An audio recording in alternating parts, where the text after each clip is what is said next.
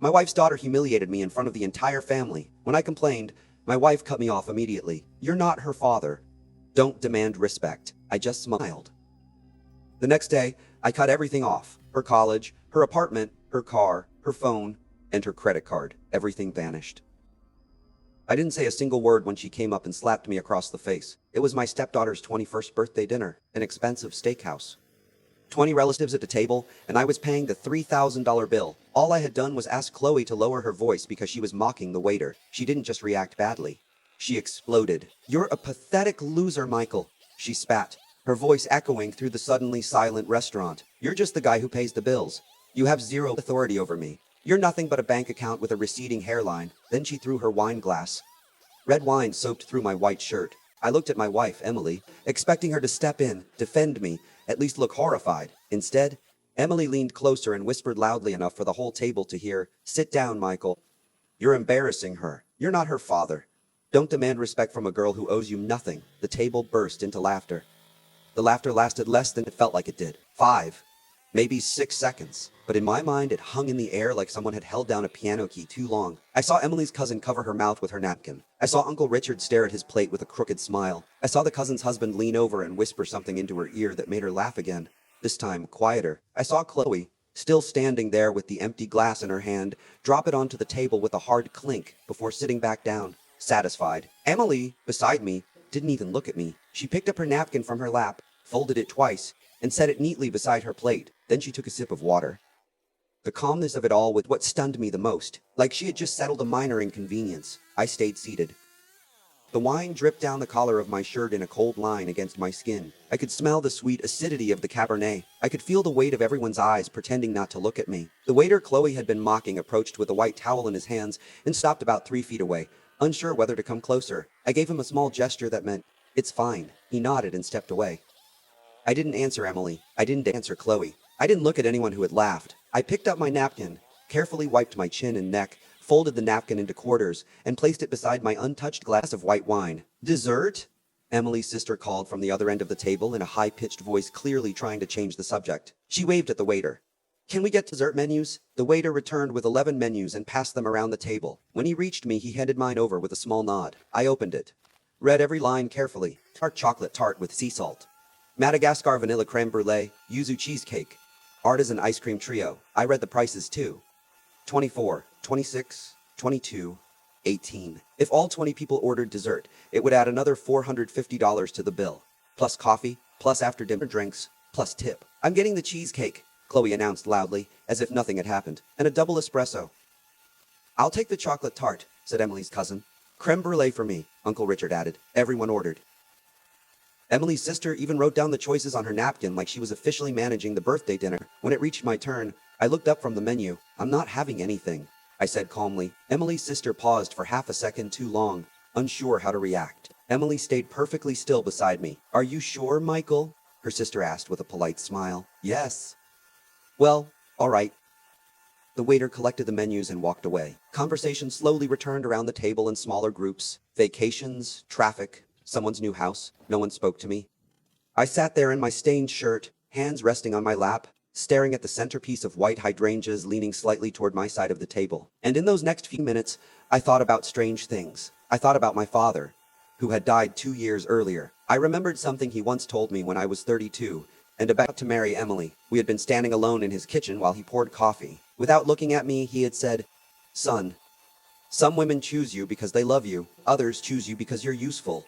At the time, I had dismissed it as bitter old man advice. Now, sitting there with wine soaking into my shirt, the sentence came back with the clarity of something spoken 5 minutes ago. Then my thoughts became more practical. Automatic payments, monthly withdrawals, every contract I had signed over the years, every guarantee, every authorization, and how many of those signatures were still active at that exact moment while I sat there humiliated in that restaurant? Probably all of them. I started mentally listing them one by one. Chloe's tuition came directly out of my checking account every semester. Her apartment lease was in her name, but I was the guarantor. The car loan was under my credit. The family phone plan, 5 lines. My account, the supplementary credit card, my signature as the primary holder, health insurance, car insurance, gym membership, streaming subscriptions, everything. 14, 15, 16 separate payments, maybe more. Every one of them had a phone number, a customer service department, a cancellation process. I estimated the timing in my head. If I started at 7:30 the next morning, I could shut everything down before noon. Michael, are you all right? Emily's mother asked from across the table. It was the first time anyone had spoken directly to me since the wine incident. I looked up, smiled slightly. I'm perfect, I said. She nodded awkwardly and returned to her coffee. Emily finally turned toward me. For the first time in 15 minutes, she actually looked at my face. She expected anger, humiliation, something. But whatever she saw there, she didn't recognize it. Her eyebrows pulled together slightly, like someone trying to read a language they thought they understood. Are you really okay? She whispered softly enough that only I could hear. Yes. Michael, about Chloe. You don't need to explain anything. What do you mean I don't need to explain anything? I mean exactly that. She stared at me, waiting for more, waiting for me to accuse her. Defend myself, raise my voice, give her something she could respond to. I gave her nothing. I looked back at the hydrangeas and waited for dinner to end. Desserts arrived. I didn't eat. Coffee arrived. I didn't touch that either. When the waiter discreetly slid the check beside me, exactly as arranged earlier that night, I glanced at the total, 3,047 sart. I pulled out my card without looking at the itemized receipt, placed it on the tray. The waiter returned a few minutes later with the slip to sign. I signed it, put the card back into my wallet. Then I left $200 in cash on top of the bill. That was the last bill I was ever going to pay for them. I didn't say it out loud. Not to Emily, not to Chloe, not to anyone. I said it only inside my own head, with the same calmness I had used while reading the dessert menu earlier. Dinner ended a little after 11. People started standing, putting on coats, hugging each other near the entrance. Someone suggested a group photo. Emily's sister organized everyone against the back wall. Chloe stood proudly in the center, still glowing with birthday girl arrogance. Emily stood beside her. Someone motioned for me to join. I walked over and stood at the far right side, as far from Chloe as possible, Emily between us. The cousin's boyfriend held up the phone. 1, 2, 3. I smiled. The picture was taken. Afterward, Emily's mother walked over and hugged me. She squeezed my shoulders affectionately, the way she always did, and whispered, "Don't take Chloe seriously. You know how she gets when she drinks." I lightly returned the hug with one hand, smiled politely, said nothing. The three of us left the restaurant together. Chloe walked several steps ahead, laughing into her phone with one of her friends. Emily walked silently beside me. When we reached the car, Chloe climbed into the back seat without waiting for anyone to open the door. "You driving?" Emily asked. Yes, I drove the 25 minutes home without saying a word. Emily stared out the passenger window. Chloe stayed on her phone the entire ride. When we pulled into the garage, Chloe got out first and walked into the house without saying goodnight, straight upstairs. Emily stayed seated in the car for another moment. "You coming in?" I asked before she could. The normal question would have been the opposite. She looked at me strangely. "Yes, of course." We went inside. Emily headed upstairs to change. I remained in the kitchen, still wearing the wine-stained shirt. Some parts were damp. Others had already dried stiff against the fabric. I opened the refrigerator. Wasn't hungry. Closed it. Poured myself a glass of water and drank it slowly while staring out the kitchen window into the dark backyard. When I finally went upstairs, Emily was already sitting on the bed in pajamas with her phone in her hand. She looked up when I entered. "Aren't you going to change?" "I'm taking a shower first." "Michael, listen." I waited, expected an apology. A softer explanation. Something. Instead, she said, "Tomorrow you need to talk to Chloe. Apologize to her. This can't keep going with both of you angry. She's very sensitive." I looked at her. Didn't answer. Walked into the bathroom. Closed the door. Dropped the stained shirt onto the floor. The shower lasted longer than usual. When I came back out, Emily was asleep, or pretending to be. At that moment, both possibilities felt exactly the same. I put on pajamas, climbed into bed on my side, and stared at the ceiling for nearly an hour. I didn't think about the humiliation. Didn't think about the laughter. Didn't think about Chloe's words or Emily's. I thought about the list. 14, 15, 16 separate accounts, customer service numbers, business hours, the most efficient order for the calls, the university first because it opened earliest and mattered most, then the bank to stop the automatic payments before Emily noticed anything, then the leasing office, then everything else. At 5:30 in the morning, I got up, dressed quietly in the dark bedroom, took my keys, my wallet, my phone, didn't look at Emily. I walked downstairs barefoot, put my shoes on in the kitchen, and left. I drove to my office. Arrived at 6:10. The night security guard greeted me like it was any ordinary day. I took the elevator to the 11th floor, turned on only the lamp at my desk, started my computer, opened a blank spreadsheet, and began writing the list. When I finished, it was 6:42 a.m. 16 exact entries. 48 minutes until the university treasury office opened. I got a cup of water from the hallway dispenser, returned to my chair, looked at the list, looked at the clock, waited. At 7:31, I made the first call, the university. A woman with a pleasant voice answered on the second ring. I gave my name, the student account number, the last four digits of my card. Then I told her I was withdrawing my authorization as an external payer, effective immediately, and that any remaining tuition balance would need to be handled directly with the student. Would you like to speak with an advisor before proceeding? No. You understand this may affect the student's academic standing? Yes. Are you absolutely certain? Yes. 3 minutes and 40 seconds. I hung up. At 7:40, I called the bank, canceled the automatic payments, the car, the insurance, the gym, streaming services, the phone plan. The representative read them one by one, while I answered with a simple yes. Each yes felt shorter than the last 12 minutes. Then I hung up. At 8 o'clock, I called the leasing office. The manager hadn't arrived yet. I left my number. He called back at 8:20. Michael, hey, everything all right with the apartment? I need to remove myself as guarantor. A short pause. The manager had known me for 3 years. He knew the tenant was my stepdaughter. Is there a problem, Michael? No, I'm simply withdrawing my guarantee. If you do that, she won't qualify to renew the lease. I understand. Would you like me to contact her? Yes, formally. In writing. I'll handle it today. 5 minutes. I hung up. At 8:30, I called the dealership, asked about the process for voluntary vehicle surrender. The woman explained the procedure. I took notes in a small notebook. Told her I'd call back later with a date.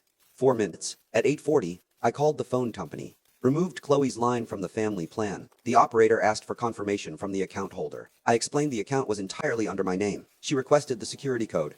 I gave it to her. Chloe's phone service was disconnected in real time. 3 minutes. The supplementary credit card was the final item. The bank representative asked, would you like to issue a replacement card for another authorized user? No. Is the cardholder aware this card is being canceled? That's a family matter I'll handle personally. The card was blocked instantly. Any attempt to use it after that moment would be declined. It was 9:13 a.m. 1 hour and 42 minutes. I stood up from my chair and walked toward the office window. Morning light stretched in long golden lines between the buildings downtown. I watched a woman crossing the street holding coffee in one hand and her phone in the other, laughing at something. A city bus stopped at the corner. A businessman checked his watch impatiently. Then I returned to my desk. The spreadsheet was still open. One by one, I crossed out every completed line. All 16 were crossed out. Helen arrived at 9:30. I heard her greeting the security guard, turning on her computer, setting down her purse. A few minutes later, she knocked gently on my office door. Good morning, Michael. Morning. Would you like coffee? Yes, please. Helen had worked with me for 12 years. She looked at me for 1 second longer than usual, but asked no questions. When she returned with the coffee, she placed it quietly on my desk. I took a sip. It was good. At 9:47, my personal phone vibrated inside the desk drawer. Emily. I didn't answer. At 9:51, it vibrated again. 9:55. 10:02. 10:05. The first text message arrived, then the second, then the third. 27 messages over the next 30 minutes. I read none of them. I silenced the phone completely and placed it back into the drawer. At 10:45, the direct office line rang. Only 5 people had that number. I stared at the phone. 3 rings. 4. Then I answered. Michael. Emily's voice, hoarse. Emily. Where are you? At the office. Chloe called me. The university told her you withdrew tuition payments. The leasing office called. The dealership called. The phone company called. What is happening? What you said last night. What? What you said last night. Silence. I heard her inhale sharply, then her tone changed. No longer confused, now cautious. Like someone beginning to realize the ground beneath them had shifted. Michael, we need to talk. Yes. Tonight. At home. I won't be home tonight. What? I'm staying at the office. We'll talk when I decide we will. Michael, this isn't how you solve things. I'm not solving anything, I'm acting. Then I hung up. A few seconds later, Helen knocked softly on my office door. Michael, there's someone at reception asking to see you. No appointment. Says it's urgent. Who is it? Your mother-in-law. I looked up slowly. Helen stood there with her usual calm expression, but I could tell she already understood something fundamental had changed. Tell her I don't accept walk-ins. Odd. Would you like me to suggest another time? No. She nodded once and closed the door. I looked back at the spreadsheet. 16 crossed out lines. Then I closed the file without saving it. Opened my calendar. Crossed out the reminder that said, home, 6 p.m. Replaced it with, dinner alone. At 11:30, I called my accountant. I had known Frank for 9 years. I told him I needed a complete review of every transaction made on the supplementary credit card over the last 24 months, and I wanted it that same afternoon. Anything specific you're looking for? He asked. Everything. At 2:10, Helen informed me Frank had arrived. I told her to send him in. Frank carried a thick folder and a laptop. He sat across from me, opened the computer, and turned the screen in my direction. Before we begin, he said carefully, I need to ask if you're sure you want to see this. Yes. There are things here I didn't expect to find. Show me. Frank pointed to the first column. Charges well above the normal spending limit, repeated over 23 months. At first they had been small, then larger, boutiques, restaurants, luxury hotels, spas, a cosmetic clinic, a travel agency, an online course that cost $4,000 and had never been completed. How much total? I asked. $42,800. In 2 years? 23 months. I stared at the screen. Oddly enough, I didn't feel anger. I felt clarity. The kind of clarity that comes when you finally finish a puzzle and realize the picture had always been obvious. Just scattered. These charges were approved by the supplementary card holder, I said. Yes. But there's something else. Frank opened another window. Monthly account statements. Every one of them digitally signed by Emily in her role as household financial administrator. Your wife approved these statements 23 months in a row without dispute. You're sure she signed them? I have the scanned signatures. I can compare them to your marriage certificate if you'd like. That won't be necessary. Frank waited. He knew enough to stay silent until I asked. Anything else? Yes. He opened another tab. A pattern of hotel expenses appeared on the screen. Same hotel. A city 3 hours away. 12 visits over 23 months. Double rooms. Room service. Spa charges. Restaurant bills. Chloe? I asked. The supplementary card was used, but I don't believe these charges were hers. Frank pointed at the dates. They match your wife's supposed work trips. The same trips you listed when we filed her travel deductions. I rested both hands against the desk. Didn't respond immediately. So Emily used Chloe's card? That's the most likely explanation. The signatures? Chloe's signature appears on the hotel receipts, but the dates don't match her university schedule or travel records. They match Emily's. So Chloe signed the receipts for her? That's what it looks like. Frank half closed the laptop and leaned forward. One more thing. The account statements were signed by Emily, but the email address receiving the fraud alerts wasn't yours. I looked up. It wasn't? No, it was a Gmail account not listed in the original contract. Whose? Emily's. How do you know? Because the account was linked to her phone number, and the phone plan was under your name. He paused. When you shut off the phone plan this morning, the security verification failed, and all pending alerts automatically rerouted to the primary account holder, me. This morning, Frank continued, your personal inbox received every pending alert from the last 6 months. I opened my personal email.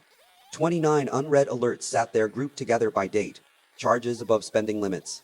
Potential unauthorized activity. Late payment reminders.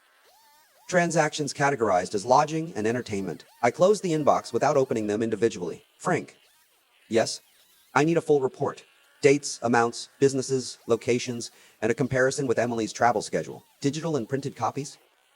Yes. When do you need it? Friday. Done. I nodded once, then added, and I need the name of a divorce attorney. A good one. Discreet. Frank didn't ask questions. He pulled a sheet of paper from his folder, wrote down a name and phone number, then slid it across the desk. She's the best in the city. Tell her I referred you. Thank you. Frank packed up his laptop. At the door, he stopped and looked back at me. Michael, are you all right? Yes, you seem calm. I am. He nodded and left. I remained alone in the office. I looked at the attorney's name, folded the paper in half, placed it inside my top drawer. Then I reopened my personal email, selected all 29 alerts, and moved them into a new folder titled Documentation. At 4:30, Helen knocked again. Michael, the reservation for 7 o'clock has been confirmed. Table for 1. Thank you, Helen. One more thing. Your wife called 4 more times. I told her you were in meetings all day. Thank you. Helen lingered at the doorway for a second. Do you need anything else? Not right now. She closed the door.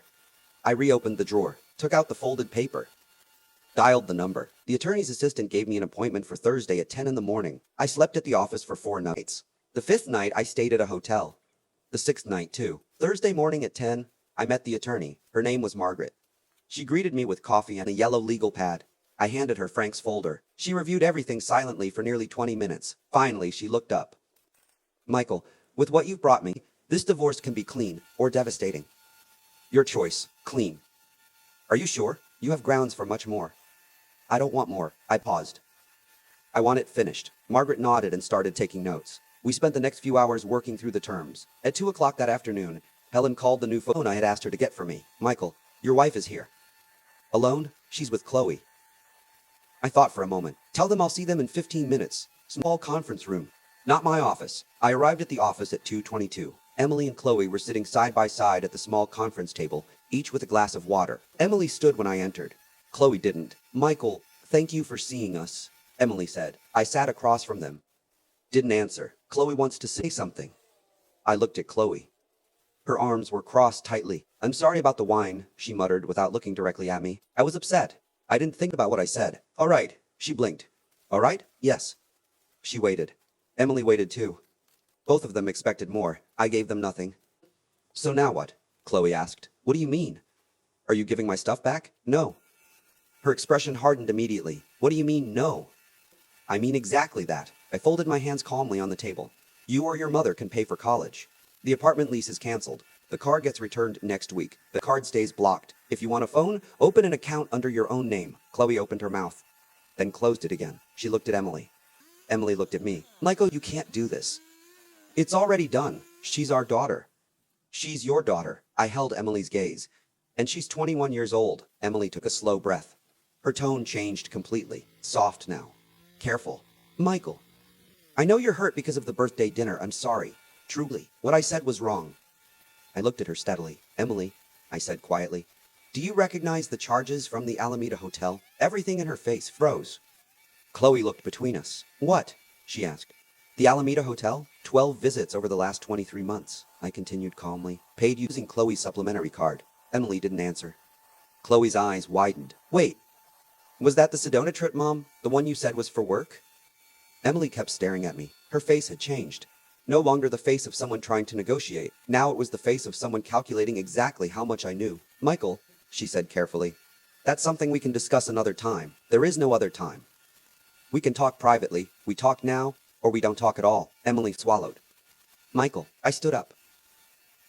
Margaret, my attorney, will contact both of you sometime this week. I looked at Emily first. For you, regarding the divorce, then at Chloe. For you, regarding the unauthorized charges on your card. $42,800 over 23 months. What? Chloe nearly shouted. Unauthorized charges? What are you talking about? The receipts you signed. I didn't sign anything. Yes, you did. Every hotel receipt, every boutique purchase. I kept my voice level. Your signature appears on every document. If you claim those weren't yours, then it becomes identity fraud and potentially a criminal matter. If you admit they were yours, then it becomes debt. I paused. You can decide which one it is. Chloe stared at her mother. Emily didn't look back at her. Mom, Chloe whispered. Say something. Emily said nothing. I walked out of the conference room and returned to my office, closed the door behind me. A few minutes later, Helen appeared quietly. They left. Together? Yes. But they were arguing. At 6 o'clock, I received a message from the leasing office. The apartment lease would not be renewed. The tenant had until the final day of the month to vacate the property. At 7:30 that night, Emily called my new number. Michael. Emily, are you coming home? No, Chloe has nowhere to stay after the first of the month. She can stay with you. Michael, that's your home too. No, I leaned back in my chair. That house was purchased by me in cash before we got married. It's in my name. And I'm selling it. Silence. Long silence. Finally, she asked quietly, when did you decide all this? I closed my eyes briefly. Emily, I didn't decide this in 1 week. Then I opened them again. You decided it over 15 years. I just stopped pretending I didn't notice, and I hung up. That night, I ate alone at the restaurant where Helen had made my reservation. I ordered the steak I had always wanted but never allowed myself to buy. Aged ribeye. Medium rare. I ate slowly. The waiter asked if I was expecting someone. No. Dessert? No, thank you. Just the check. I paid with my primary card, left cash on the table for the tip, then walked out alone. Margaret called Tuesday morning. Emily had hired an attorney, a well-known one. The first meeting between both legal teams was scheduled for Friday. Michael, Margaret said, your wife wants to negotiate before the hearing. She's asking to speak with you privately. What for? She didn't say. What do you recommend? That you hear her out once, with me present. I agreed. The meeting was scheduled for Wednesday at 5 in the afternoon at Margaret's office. I arrived 10 minutes early. Emily was already there, alone. No attorney. She wore a dark blue dress I had never seen before. Her hands rested stiffly in her lap. Before leading me inside, Margaret spoke quietly near the doorway. She asked to speak with you alone, she said. I refused. I'll stay in the room, but I'll let her begin. I nodded and walked in. Sat across from Emily. Margaret sat farther down the table with her legal pad. Emily looked directly at me. Before lawyers, before paperwork, before any of this, she began softly. I want to ask you for one thing. I'm listening. Stop. Stop what? This, the divorce, selling the house, the debt agreements with Chloe, all of it. And in exchange? We start over. Her voice trembled slightly now. Therapy, counseling, whatever you want. I'll take responsibility for the $42,800. I'll sign a written confession if I have to. Anything. I stared at her for several seconds, then asked, who is the man from the Alameda Hotel? Emily glanced briefly toward Margaret. Margaret didn't look up from her notes. Michael, Emily whispered. That doesn't matter anymore. It matters. It's someone who's no longer in my life. When did it end? 4 months ago. Who is he? Emily inhaled slowly. A client from work. Someone I met 2 years ago. She looked exhausted suddenly. Please don't make me say more here. You're not here because of me, I replied calmly. You're here because of you. Emily lowered her eyes. For the first time in 15 years, I saw her without the performance. No confidence, no control, just someone tired of holding together a lie. Michael, she said quietly, I know I ruined everything. I know the birthday dinner was the final straw, but we spent 15 years together. 15 years can't disappear in 1 week. I leaned back slightly. Emily. I didn't erase those 15 years. My voice remained calm. You erased them every time you signed a statement knowing there were hotel charges from the place where you were meeting him. I paused. Every time you let Chloe sign receipts to cover for you. Another pause. And every time you sat me at a family table so I could pay the bill for people helping you humiliate me. Emily looked up again. Her eyes were wet now, but she wasn't crying. That's not fair. No, I said softly. It's exact. She stared at me silently. Then finally whispered, I loved you. I almost smiled. 2 years ago, I said. My father told me something I didn't understand at the time. I folded my hands together. He said there are women who choose you because they love you, and women who choose you because you're useful. I looked directly into her eyes. He was right. Emily closed her eyes for a long moment, then opened them again. So there's nothing I can do? Yes, I answered. You can sign the papers Margaret sends you on Friday. You can take responsibility for the $42,800 so Chloe doesn't end up with a fraud investigation. And you can stop calling my new phone. Emily stared down at the table, then quietly asked, Are you going to tell Chloe about the hotel? No. Why not? Because it isn't my story to tell. I paused.